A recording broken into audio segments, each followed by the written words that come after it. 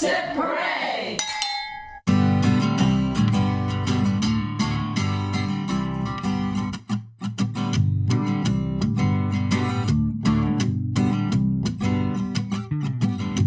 Hi there, and welcome to Sip, Sip, Hooray, a podcast for people who love wine and want to know more about the fascinating stories behind the label of some of those great bottles. If you've ever dreamed of making a career switch to wine, our podcast today may just inspire you.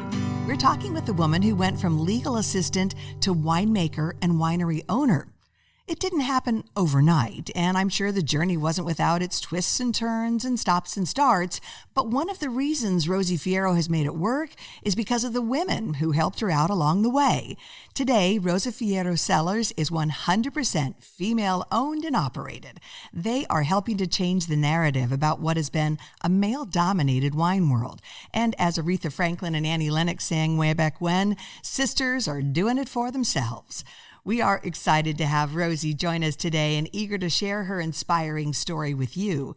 We are the two Marys who like to eat, drink, and be merry. I'm Mary Babbitt. I'm Mary Orland. There are so many things that make Rosa Fierro Cellars unique. It's all women-powered, as Mary Babbitt just said. Also, Rosie has perhaps the most unique label art I've seen. It's very personal. We'll get into that a little bit later. Rosie also honors powerful, impactful women in a special way in her cellar. And you'll find Rosa Fierro Cellars, the tasting room and winery, in what's called The Block here in Livermore Valley. It's on Vasca Road, and there's a cluster of other wineries on the same complex or close by. It's a community of sorts, what I call the vortex of winemaking in Livermore Valley. And we are so happy to be in the vortex today with Rosie in her tasting room. Rosie, welcome to Sip Sip Hooray. Thank you, and welcome to my tasting room. Yeah, we are happy to be out here in the Livermore Valley. It's good to be back. And, you know, I think, Rosie, I'd love... First of all, the winery is Rosa Fierro, but people call you Rosie. That's correct. Okay, yeah. Cool.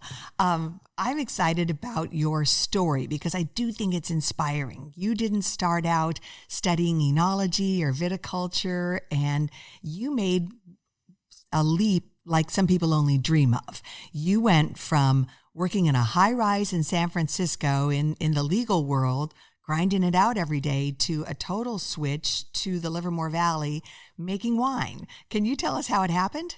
Sure. So back in the beginning, first of all, I never even had any experience with wine except for at the dinner table when I was a little girl. My grandparents always drank Carlo Rossi, or Carlos Rossi, as my grandmother always calls it. It's the one with the picture of the man on it, Carlos. Carlos, my man. Yeah, her man. That's a blast from the past. It's not a name you hear anymore. For sure, yeah. So everybody at the table would get some, and when my grandmother wasn't looking, my grandfather would always pour us a little sip of it, knock us out to go to bed.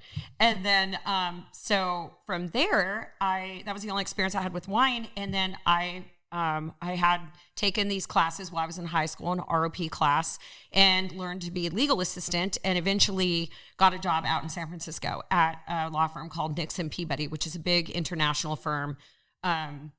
And they're located in the Embarcadero Center. So I had this amazing job. I worked in aviation litigation defense law, which is all airplane and helicopter crashes. And I was on the 31st floor to ceiling windows in front of my desk. And I just stared out at Coit Tower in the Pyramid Building. And it was just a wonderful, wonderful job. And then I met this gal, Marianne, that worked with me. And she had just moved here from Indiana, and she was working at, she was infatuated with wine, and she was working at White Crane Winery. And so every time we were going to go to the movies or go shopping or something, she would always be, I have to go by the winery really quick. So she'd drag me out there. And then, of course, some chaos would ensue. So she'd shove me behind a bar and be like, just pour these wines. And then I'd be there for hours, and we'd never make it to the movie or wherever we were going. So then eventually I learned, after finding a cork bottle, that you're supposed to taste the wine before you pour it. So I started tasting it, and the winemaker noticed I had a really good palate because I would be telling people, like, this smells like strawberry, but it's like the rind of a strawberry. It's not like, strawberry cereal, but, this rosé smells more like strawberry candy, these kinds of different things. Yeah. And he was like, you have a really good palate. Do you want to come help me maybe make some blends? So I helped him blend some wines, which went really well. Eventually helped him harvest all the Petite Sirah around the tasting room one day, just randomly. And then about 5 days later, when he was pressing it in the garage to make port, I was there for hours helping him press it off. And I was just totally hooked. It was like I was driving home. I was covered in Petite Sirah. And I just had this feeling, I don't know how to even describe it, if it's from God or what, but it was just like, this is what you should be doing. And so in that, I was telling him, like, I really want to make something more substantial than port because I can't drink port every day. So he says, well, why don't you try making the Cabernet for the winery? You can make the Cabernet Sauvignon. Wow. So, yeah. So the first time I made wine, I made 4 tons of Cabernet Sauvignon. And we were making wine in the back of Tenuta. And so I helped with that. And then I decided I wanted to purchase my own grapes and just make my own wine. And so Nancy Tenuta, who owns Tenuta Vineyards out on Kaltoff Common in Livermore, she's such a sweet woman. And she was like, you can, I asked her if I could make my wine there, even though it was a really small batch. And she's like, absolutely. So she was so accommodating. And I was so lucky because I was back there at the same time. There were all these amazing winemakers back there, starting their businesses. So I was back there with the 3 Steves, and also Shabbos Sakal, who owns On Guard Winery in Sonoma. He was back there at the time. And a couple other wineries, and they just totally mentored me when they saw how serious I was about it. And it was really the best environment I could have ever hoped for. So that was kind of how I learned to make wine, was just being around them. And then the next year I decided I wanted to also make Merlot. There's a gentleman named Jim Moon who we used to get Merlot fruit from him when we were at White Crane, and we used to make a Merlot called Perpendicular. And so I absolutely wanted to have some of his Merlot. So I added Merlot. And then the year after that, I went through this crazy divorce, and I just went from making like 2 tons of wine to like 10 tons of wine that year because I just had to keep busy. And then I was like, I just really want to do this. I want to really see where it goes. So for years, I was working in San Francisco and making this wine at the same time. So I would get up at like 5 a.m, go out to Livermore, punch down my fruit, get on a train, go to the city, work all day in the city, come back at night, punch down my fruit again, and go to bed. So I was like, yeah, it was crazy during harvest. That is hardcore dedication. Yeah. Yeah, you got to want it if you're doing it that, those kind of hours. Yeah, and it was, I loved it. Like, I just loved it. And so, so then eventually, to make a long story short, my practice group ended up leaving the firm I was with, and I was very bummed because they couldn't take me with them to the next law firm. And I went back to my desk and I was looking at my email, and it's just like I said, it's just something always tells me, like, instinctively. And an email popped up, and it was just like an incentive program to leave the firm. And so they were trying to, like, basically, instead of laying people off, giving people this financial incentive to. And so it was a package deal, with benefits and all kinds of stuff. And I immediately printed it and signed it and sent it back. And I was like, this is perfect opportunity to just focus 100% on the winery. So good for you. That's terrific. Yeah. I love that. Yeah, I read somewhere that when you started, you didn't have any idea how to operate a forklift. So those are some of the things people don't think about when you want to get into wine and you haven't grown up or been around the business. There's a few things like driving a forklift. Oh, definitely. Yeah, because, you don't even think about, like, how am I going to move those barrels from, 3 feet over if I need to? Yeah. How do I use the pallet jack? How do I use a forklift? How do we use, And so it was great learning all these things, over at Tenuta. For the guys, like, let me show you how to use the pallet jack. Let me show you how to, it's just. Well, we mentioned off the top that you've had a lot of female help along the way, but clearly we also have to give a nod to the guys who helped you out too, because it sounds like they're. Absolutely. So I want you to set the scene for our listeners. I mentioned the block and being here on Vasco Road. For our listeners who aren't familiar with Livermore Valley, can you let us know where Livermore is in comparison to some other well-known wine regions, and also describe the block here, your neighbors, and how all that works together. Sure. Livermore Valley is located about an hour and a half south of Napa. It's east of San Francisco Bay, and it's the best kept secret. I mean, I don't want to say it's a kept secret because we need to get the secret out because it's a great little area to come and visit and go wine tasting at. Livermore Valley has wonderful wines, and it's a great place. You can bring your dog. You can meet the winemaker who's pouring for you behind the bar. It's really incredible. And it's beautiful here. I mean, the valley's just gorgeous. But on top of that, so where I'm located is in an area of warehouses that was known as the Block. Okay. Now we've just branded it as Vasco Row. Okay, Vasco Row. I love that. Vasco Row. And so Vasco Row is a group of warehouses on the corner of South Vasco Road and Research. And there's 9 wineries and 2 breweries, including Altamont Brewery, Wood Family Vineyard Longevity, Almost Famous, Free Range Flower, Rosa Fierro Cellars, Favalora Vineyards Winery, Ocasio, Nottingham, Omega Road, and Rivers End Brewery. And so it's a really great block collaboration. We do a big concert once a year where we all have live music and we kind of circulate through. But the best thing about it is it's like we're all real, it's a big family. Like I was so excited when I got a place here because I've tried to get a place here before. And when I worked at White Crane, when I was first starting out, I would drive past this building and say, for some reason, I would just be like, I know I'm going to be there someday. Like, my name's going to be on that building. I love that. Yeah. And so the first time a place opened up, it was the place that Almost Famous is in now. And a bunch of things happened, and I was with 2 other wineries, and we didn't end up getting the place. So we ended up moving out on Airway Boulevard over by the airport, but then this place opened up, and so I just jumped on the opportunity immediately. I moved here with Frank Favalora from Favalora Vineyards Winery right in the middle of COVID. And I'm not kidding. We signed the lease during that 3 weeks. Oh, no. Wait, how much trepidation was it there when you're signing this lease? Like at that time, right, when COVID first went down, I don't think any of us had a sense of what the future held at all. I mean, it's funny because Frank was telling me we're signing. He's like, are you sure we should be signing this? What about that weird virus thing that's going around? I'm like, don't worry. That thing will be gone in 3 weeks. He was saying it's going to be over, My gosh. And, but I had no doubt, like, there was no way I was going to pass this opportunity up. I was going to figure out how to do it. And on top of that, at the time, I was on a walker because I needed 2 hip replacements because I have hip dysplasia from birth. And so opening this place up was insane. I mean, it was like we were masked up. I couldn't walk. I had to figure out how to get all the furniture out in and out of the winery by myself. Or, of course, Frank would help me, but I can't rely on Frank. So it's just, it was just a lot of logistical stuff. So you weren't deterred by any of this? No. Or were there any days about, what am I doing? I'm just going to give up. As you're on your crutches or walker or whatever, and the work seems overwhelming, you never had that, oh, what have I done? Well, I did have a couple meltdowns for sure, but yeah. That's understandable. It's weird.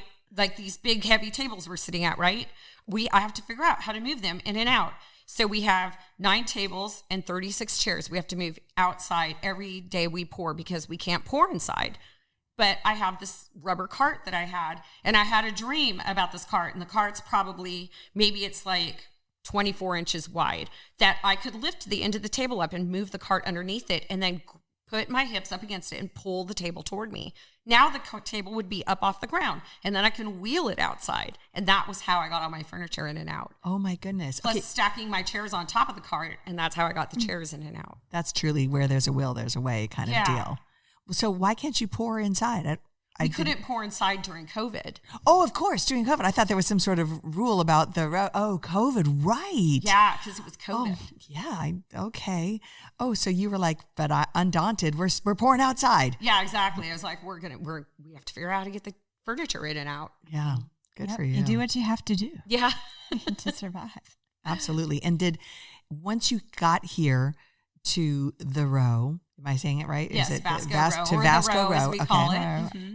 Did it feel like all things were pointing to, like, this is going to work, this is a go? Oh, absolutely. I've been friends with the Kinney family and the Craner family for a long time. And that's Acacia Cellars and Nottingham Cellars. Yes. And Rhonda Wood is like definitely one of my really good friends. We got to meet her on the podcast. She's wonderful. She's Wood so family, wonderful. And she's such a great mentor. I don't know what I would do without her. I felt like I came back home. And I remember telling Frank, like, we're going to make such good wine there. Like, you don't even understand the camaraderie and the things you learn from these amazing winemakers. They're like walking encyclopedias, and it's so wonderful to come here. I feel like I'm with my family. Do you ever miss those days in the legal world where you're behind the computer at your desk and grinding it out? No. I didn't think so, but I just thought I'd check. Well, I mean, I missed like the salary and the 401k, but other than that. You traded a view of Coit Tower for a view of vineyards. Exactly. Yeah, there you go. Yeah, there you go. Speaking of making great wines out of this facility, let's try one of the wines you've poured for us. Okay, great. The first wine we're going to taste is Delicata Rosa. And Delicata Rosa is a 2022 rosé of Grenache, 100% Grenache from Fong Vineyard off Kaltoff Common. And the vineyard's actually right across the street from Tenuta Vineyard. It has a beautiful aroma. Oh, thank you. It really does. I get some strawberry, not the cereal type of strawberry, but Not the cereal. I love that description. The wine was left. So basically, I de-stemmed it. We put it in the press, and it sat in the press for about 2.5 hours before we pressed it. So it just has a little tinge of color. And then, so it's like nice, crisp, clean, bright fruit. I love having it for breakfast. It is like on a Sunday. Or on a, Thursday morning. Yeah. It's really, really lively and zippy and just makes you, I can see, I don't need caffeine in the morning. I can just sip this. Totally. To get me going. No, it's really lovely. It's got a great flavor. So tell me about the name. So Delicata Rosa. Yeah. So this is kind of a funny story, but this has to do with the date I went on. Oh, okay. Delicata Rosa. Do tell. Yeah, do tell. So there was, after my divorce, there was this gorgeous photographer that I went to high school with. He's probably going to listen to this and be like, oh my gosh. Anyway, he asked me out to lunch. And so I was so excited about it. And the guys in the tasting room were like, oh my gosh, like, great. You're going to go on this date. Like, that's so awesome. And so I go on the date with him. And then I find out he has a girlfriend. And in telling me, I was like, well, that's weird. Yeah. So I was like, well, what's she like? Doing here? Yeah. He starts describing her and he says she's delicate. And I'm like, okay, well, either she's toast or he's never going to take me out because no one would ever use that word to describe me, ever. So I go have you seen her with the cart and the tables? Yeah, and right. And so the we're at the forklift. winery and the guys are like, how was your date? And I'm like, oh my gosh, he has a girlfriend. And he says she's delicate. And they're like, oh my gosh, no one would ever use that word to describe you. You're never going to be with this guy. So then they just continued to tease me. So in making rosés I used to make it via Saunier. So I used to carry these heavy carboys all around the winery. And the guys were always making fun of me like, oh my gosh, you better start being more delicate, You just let me carry that for you. You don't need to be doing that. And then one of them started calling me Delicata. Oh, there you go. So that was my nickname. That's a great story. I love so that. that made Delicata Rosa. That's so fun. Well, you turned an interesting situation into a fabulous wine. Oh, well, thank you. And I'll take tough over delicate any day. Yeah, or right. capable over too. delicate. Yes, yeah. we're strong women. For sure. So, speaking of women, tell me about the ways in which women have helped you and the ways in which you're continuing to help other women in your wine venture here. I don't know what I would do without these strong women in my life. And not only just friends and family, but women that I've studied, women that I admire. I'm talking about like Ruth Bader Ginsburg and Jane Goodall. And, Jane Goodall went in the middle of a forest by herself and to study these these chimpanzees. It's just, who does that? It's just so amazing. And being inspired to I had some girlfriends, this one girlfriend, and she was just like traveled alone all the time. She, you know, and I was always afraid to do that. And she's like, just go travel by yourself and, you know, go somewhere in the United States first. Like, so, you know, go to New York, sit at a bar by yourself, you know, you don't have to answer to anyone. You can, and the first time I saw like the Statue of Liberty when I was by myself, you know, it was just the most amazing feeling. You know, and that's then, interesting because women aren't necessarily raised to be that, Yeah. you know, and so it does take a stepping out of your comfort zone to say, I'm okay on my own. I'm okay going out to dinner alone. That's not easy to do. Absolutely. And I was absolutely raised not to, you know, do that kind of stuff. Like my grandfather was like, you can't drive, you know, to Reno by yourself. You better take me with you. You might get in an accident. Where my grandmother, you know, she'd be like, do it yourself, you know. Good for her. I have all these kids to take care of. Like, you need to learn to take care of that yourself. And so she really was encouraging, her and my mother, you know, really encouraged me to like, you know, me and my sisters is just like, you know, you have to do things yourself and get it done. And my mother would always say, if you want something done, you have to do it yourself. You can't wait around, you know, for some guy to help you, or, you know, if the sink's broken, you, or yeah, exactly. You know, you don't know what's going to happen in your life. Don't rely on some man, you know, don't marry some guy for his salary. And, you know, so Wise you can, words. Yeah, you have to, you know, have a strong backbone and pick things up and do it yourself. And, you know, if you still marry a man with a big salary, that's fine. But, you know, you have your own just in case. Yeah. So. Yeah. So. Okay. So you were saying about so women. Yeah. So women. And then, you know, being here in the wine industry, I mean, we have a bigger percentage of women in Livermore Valley than in other valleys in California. So a larger percentage, I should say. And, you know, I have to say that, you know, Rhonda has just been wonderful getting to know her and just seeing how she grew her winery in a small garage into this, like, you know, awesome place, and how much wine she makes. And, you know, she's really involved in it, and she's just very calm about things. That is, to me, a lot to learn about, is just even the calmness of the matter. Like, we remember Rhonda in her garage when she first started out all those years ago, and it's so exciting to see her growth and development and major success. Yeah. And she helps me with so when we harvest, because we don't have a press or a destemmer, so Rhonda processes all our fruit for us. So we just have it delivered here, and I drive it down on the forklift, and then we, you know, destem it there, and then bring it back and ferment it here, take it over there and press it.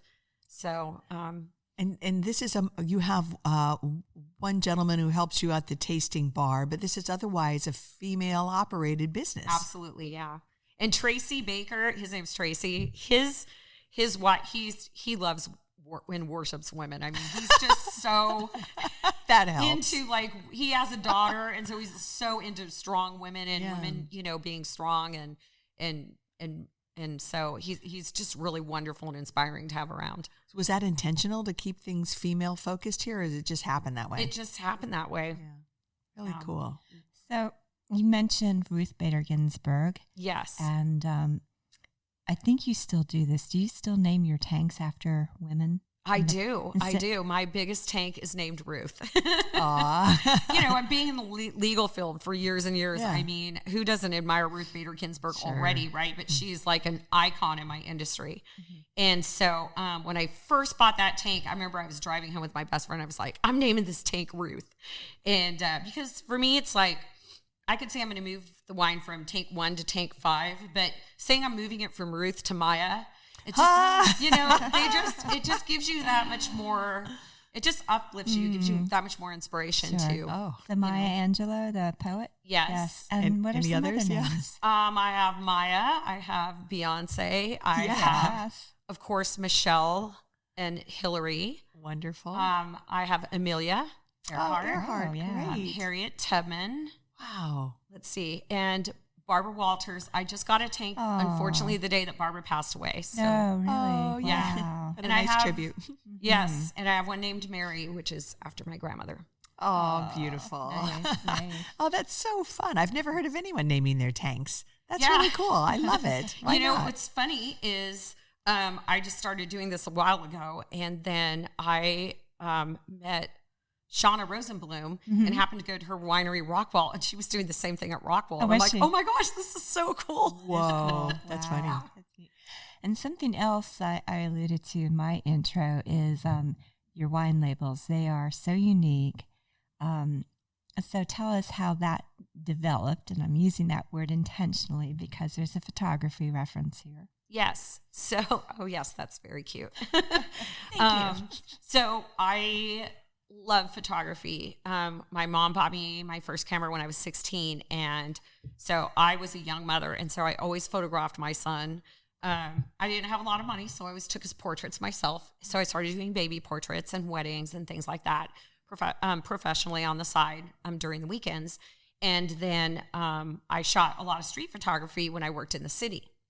And when I was making wine, of course, I always had a camera on me and I was photographing everything. And my friend Shaba, one day he had racked some Malbec, and I looked in the bottom of the tank and I was like, oh, that's so beautiful. Like, what a unique pattern. And I just shot a photo of it.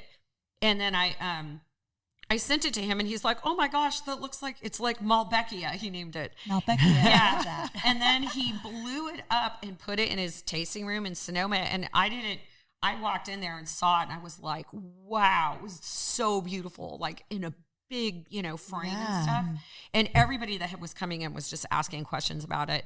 And I had done all these other photographs of these other tanks too. And so, I have probably 300 different ones, and they're photos of so when you rack wine, basically it's when you transfer wine from barrels to tank, and then you clean out the barrels and then you transfer back from tank to barrel, and it leaves a sediment on the bottom of the tank, and that's what leaves these patterns. And this sediment, we refer to it as lees, L-E-E-S. Right. And so these are all photographs I take of the lees on the bottom of the stainless steel tanks. And it reflects, the stainless steel, reflects off the top. And so one thing about being at Tenuta is Nancy always was patching together or putting up new tarps up over the area where we worked. And so there were always different colors up there. Some would be yellow or purple or blue. And so then they would reflect down on the light. And so I just had all these really incredible photos. And then one day I made my business cards out of them. And my girlfriend, she put them, my friend taped them onto my bottle and sent me a picture. And she said, you need to make these your wine labels. They're really beautiful. Absolutely. And is there a special technique? Like, do you have to kind of get out and over the tank to get that photo of the bottom? Like, yes. Are you on some kind of like diving board situation where you're, you know what I mean? Like that gets you out over the middle of the tank? No, I just basically lean over the tank. You just lean. Yeah. So, the smaller tanks are obviously easier to photograph. But yeah, when I photograph a big tank, it's really interesting because I'm on a ladder with my hips on the edge of the tank with a camera way up high. With your new hips. Probably not a good idea with the new hips. Oh, yeah. Right? On the ladder with the... Oh, my gosh. So what type of gear do you use? What's your camera? Are you shooting digitally or... I shoot digitally now. I really miss my film camera, though, a lot because film gives it like a kind of a grainy look that I just really miss. But I have 22 cameras. Whoa. And the one I use the most is a Canon Mark II 5D. And I also have a Leica Deluxe 5 that I use, which is just this little kind of camera that I kept in my purse. When I first started using the Leica cameras, I used a Deluxe 1, and it was just this little tiny camera. It was like this big. And I kept it in my purse, and that's what I shot my photography with on BART. And at weddings, because I would go on the dance floor and it's so small, no one could see I had it in my hand, but it's a digital camera and it's great for letting light in. And so I get all these really amazing shots, even at night. So that's basically what and my iPhone now, I mean, I even call this my camera. Yeah. I don't even call it my phone. Well, it's my camera. It's my calculator. Yeah. I know. It's our everything. What would we do without them? Right. For sure. And so are you doing any more photography gigs, or are you just busy enough here with the winery? The only thing I do is photograph my niece and nephews, all of their their portraits, or I usually try to take when, we have family get-togethers, I'll take portraits of the family so that we have them. And when they graduate, I do their graduation pictures, but that's it. Well, speaking of family, what was your family's reaction to you opening up Rosa Fierro? Were they excited for you? What was the the overall vibe in the family? Like, this is nuts or this is amazing? Well, first thing was when I first started the winery, I was still married. So my name was Manjan at the time. And I wanted to call it Rosa Fierro because Fierro is my family name, my grandparents' name, my mom's name. And it was my name that I was born with. And I wanted it to be my winery. And is it Portuguese? Fierro is Spanish and Mexican. Okay. One of the two. We're not really sure. And so, and then when I brought them and they saw the first barrel, my grandfather, I'll never forget when he saw his name on, Fierro on that barrel. And he just wanted me to take all these pictures of him in front of it. And so, and then they love being involved.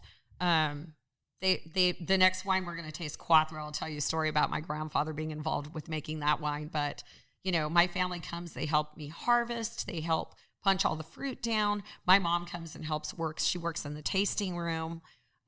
So they're all really, really involved in the winery. They just love that I have it. And even though my grandparents, they still loved drinking their Carlos Rossi. I was like, Grandma, don't drink this wine. I make wine. I could just bring you some, But, I get it. That's their favorite. That's what they know. Yeah. Speaking of Quattro, let's go ahead and try it. All right. I'm going to pour this for us. It's a beautiful color as she's pouring it. Nice, deep ruby red. On the glasses, the wine glasses here at the tasting room, it says big, bold, beautiful wines for beautiful people. I love that. Oh, it's so floral. The beautiful. Thank you. What is this? So Quattro is a blend. It only has 3 wines in it, which I'll tell you about later. Okay. But Quattro is a blend. It's non-vintage, so it has 3 different wines in it, but it's a 50-50 blend. It's 50% Cabernet Sauvignon, 50% Cabernet Franc. 50% of it, the Cabernet Franc, is from White Cat Vineyard, which is right off Greenville Road. And that is a 2016 vintage. And the Cabernet Sauvignons are 25% from Zigante Vineyard, which is up at Three Steves. Oh, yes. So, keeping it wholesome from home for me. Yeah. And then also Thatcher Bay Vineyard, which is the very first wine I ever made, was from Thatcher Bay Vineyard, the first cab. Oh, that's so great. So both of those wines are 2017s, the Cabernet Sauvignons. Okay. And you said your grandpa helped with this? Yeah. So my grandfather, my grandmother, she would go away to see her sister in Arizona every year. And then my mom would bring my grandpa over or my aunt and uncle, to help out, like keep them busy and stuff. And so he always loves to just like participate in harvest and like pull all the mog out when we're harvesting and punch the fruit down and stuff. And so he would like to say that he made this blend with me, helped me make it, but he just really throws it back like it's tequila, right? He just passed away last year, so it's really hard. Sad. But anyway, so when we first made it, there were 4 wines in it. I was going to say, isn't Quattro 4? Yeah, Quattro means 4. And so there were 4 wines in it. And I didn't have any wine labels, but my grandma had this like kind of weird pen on the table. And so he would draw 4 on the bottle, with this like white pen so that he knew it was the one that had 4 wines. That was the one he made. So then the next year, we drank it all basically. And so next year he's like, Rosa, are we going to make the Quattro again together next year? And I was like, well, I already made a blend, but it only has 3 wines in it, so we can't really call it Quattro. And he gets all upset. He's like, well, you can't call it tres. Stupid name. He's like, don't you know what Quattro means? It means 4. And so my mom was like, why don't you just tell him there's 4 wines in it? He doesn't need to know how many are in there. And I'm like, well, my customers need to know. But then I was like, you know what? It's my winery and it's my wine and I'll call it whatever I want. And it's a tribute to your grandfather. That's yeah, right. Maybe he's the 4th, the little angel. Yeah, that's right. There you go. Yeah, I know. He's the 4th ingredient. Yep. Love. So every wine I make that's a blend is called Quattro. This is really... It's so beautiful. delicious. I really like it. Thank you. And that Cabernet Franc character really comes out, and that's what gives it that beautiful violet floral aroma. But it's, even with Cabernet in it, it's not tannic. It's just super smooth, silky. Thank you. And really well balanced. It's fun to go from really your delicate rosé, which is beautiful. And that's, you've got the acids just right in that, not too heavy-handed with the sweetness or anything like that. It was really a great rosé to this really lovely red blend. It's a testament to your talent as a winemaker because they're both really outstanding. Really good wines. Thank you. And I like the grandpa influence too. I think that's really cool. And I'm sorry you lost him. Yeah, I do have a lot of influence on my wines. My mother, she named my Cabernet Sauvignon, which is called Call Me a Cab. She came up with that name. It was the only one I had that didn't have a name, and I didn't know what to call it. And she's like, how about Call Me a Cab? And, because she's just dorky like that. And if she was here and you said, call me a cab, she'd be like, you're a cab. And then she'd start laughing. And I'm like, Mom, don't talk to the customers. Don't embarrass me, Mom. But I also have another one called Primo, which means cousin in Spanish. And my cousin Joe, he helped me. He got me really into, we discovered Primitivo together when he was helping me make my wine years ago. And he was really into Primitivo and he loved it. And so I named that wine after him, Primo, his cousin. Yeah. So talk about, you come from a Spanish Mexican American heritage, and being a Latina in the wine industry and here in Livermore Valley. How do you bring that culture? I mean, you've already talked about the family influence, but how do you keep that culture part of what you're doing?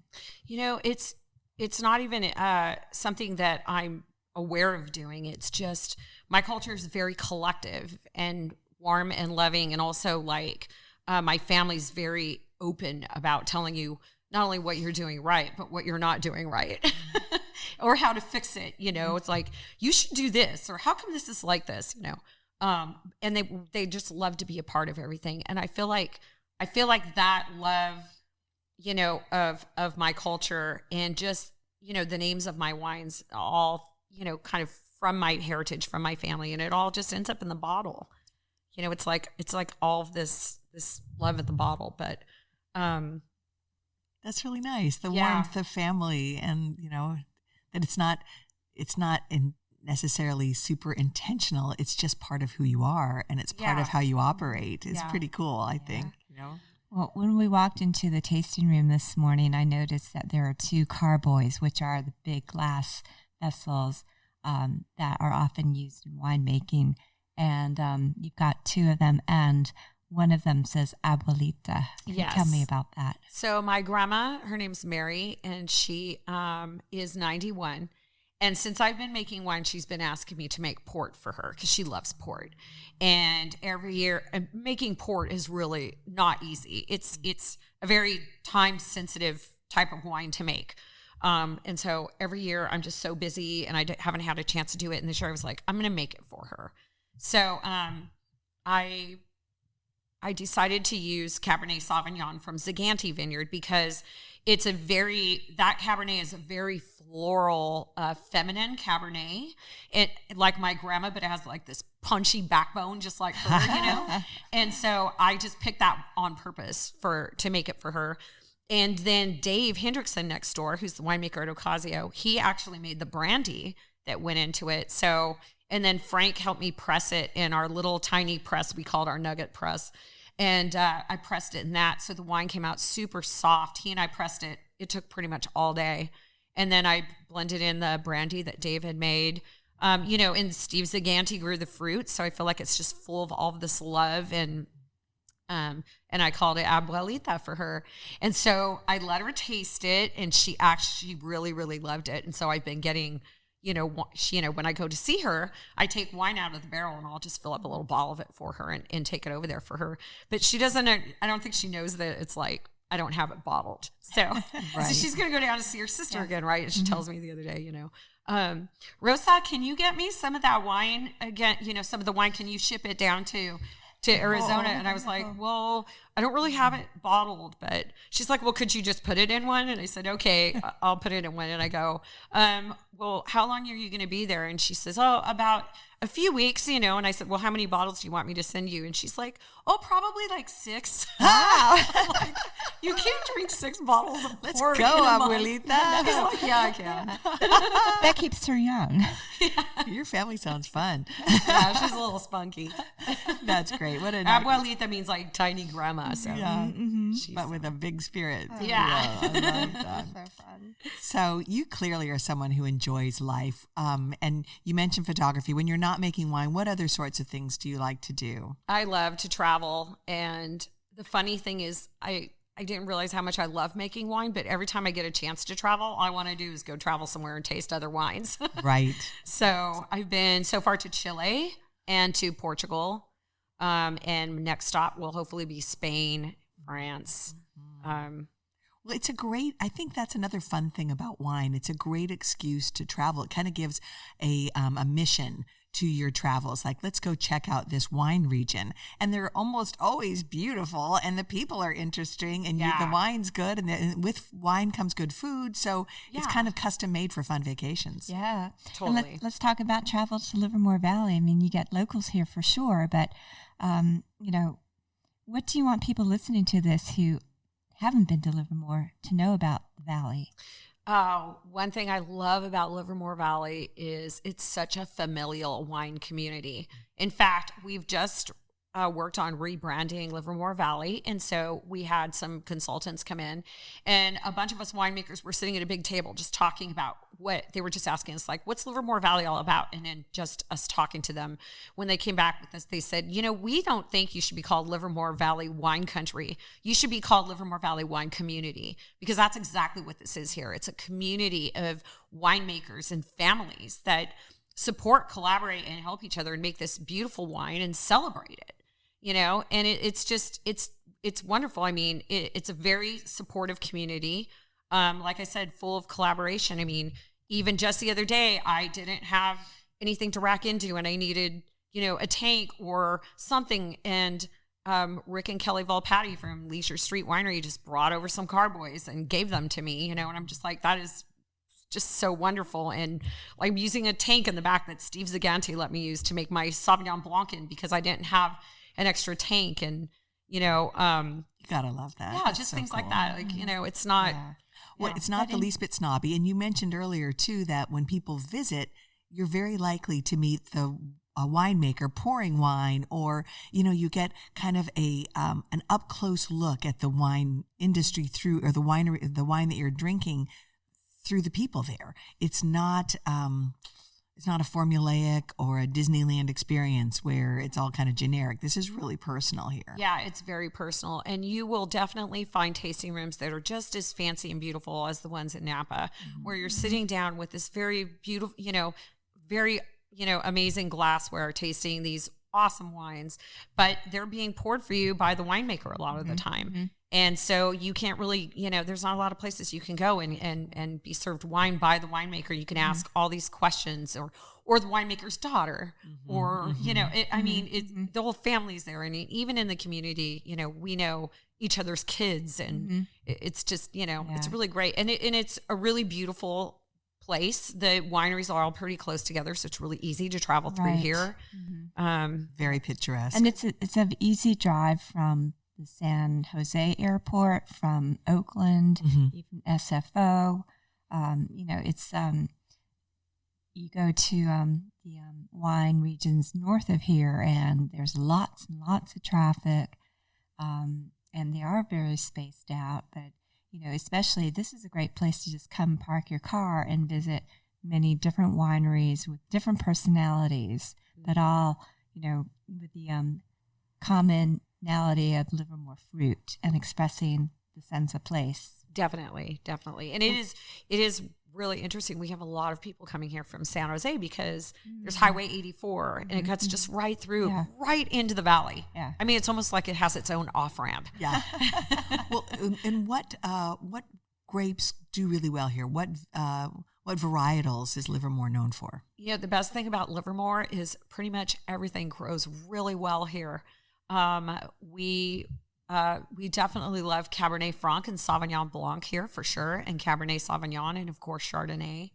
But I really don't know of it's a really great growing region, just in terms of the weather and the soil. We everything is planted east to west, and the wind, the breeze comes in off of the bay and comes right into the valley, and it just sort of sits in there, and so it has really warm days and really cold nights. And so it's a great growing region for lots of different varietals. And we even have a lot of Spanish varietals growing here in different, vineyards and such, besides your basic, Bordeaux wines.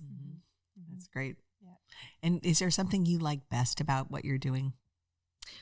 I love everything about what I'm doing.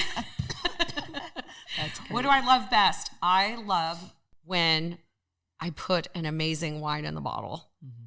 And when it's ready to go in the bottle, it makes you feel really good. Like after you put it in the bottle and you just share it with everybody, and that's helps my baby. Out. Like sit down after the bottling line's finished and just taste it. And it's like toasting, like I finally got the vintage in the bottle. It's an amazing feeling. I bet. And what's next for you? What are we going to see in the bottle or discover from you next? Well, I have been working with a new vineyard, Casa de Viñas. And so I've been making wine there for 2 years, and I'm really excited about this new vineyard. Julio Covarrubias is the owner and manager of the vineyard, and he grows the most amazing fruit.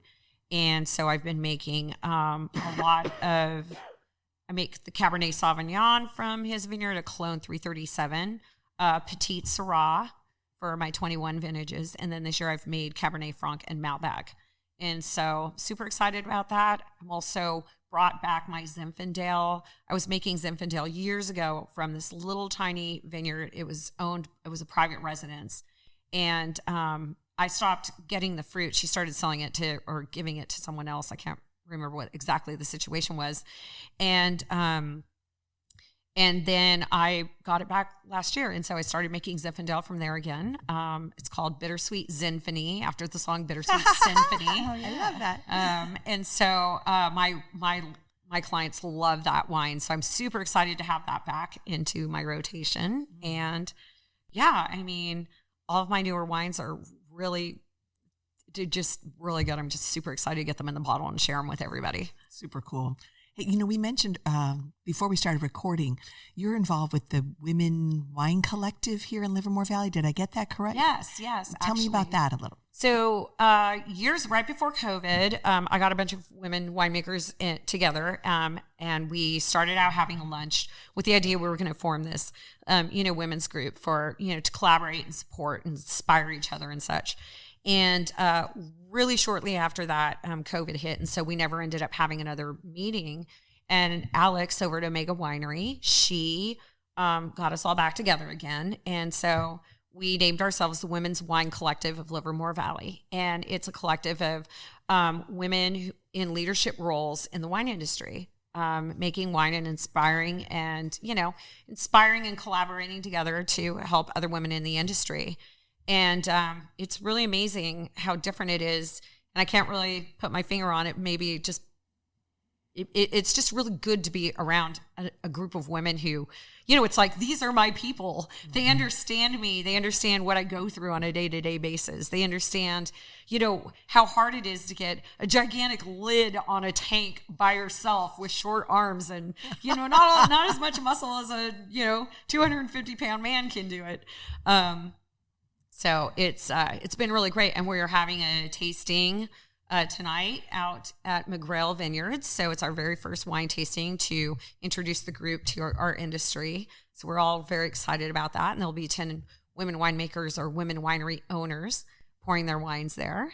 And we're excited you are both coming, I hear. So well, we're looking forward to it for really sure. I just think it's a great idea that you guys are getting together, sharing stories, sharing resources, and lending each other both regular support and emotional support, Yeah.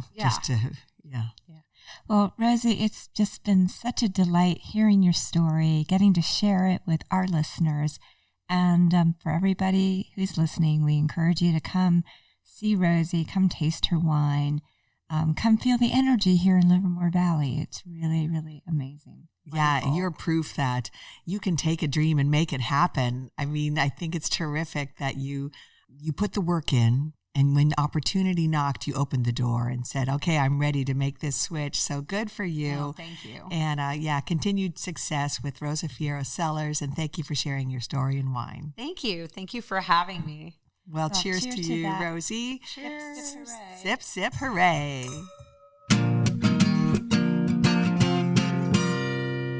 Well, that's going to do it for our podcast today. Thank you for listening to Sip, Sip, Hooray. We hope if you enjoyed the show that you'll share it with your friends, your family. Spread the word about the Sip, Sip, Hooray podcast. And you can do that by, one, going to our website, sipsiphooraipodcast.com.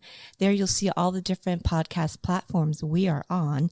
And go to your favorite one and be sure to subscribe so you don't miss an episode when it drops. And be sure to follow us on social media. We are at Sip Sip Hooray Podcast on Instagram and Facebook, and Sip Sip Hooray, the number 1, on Twitter.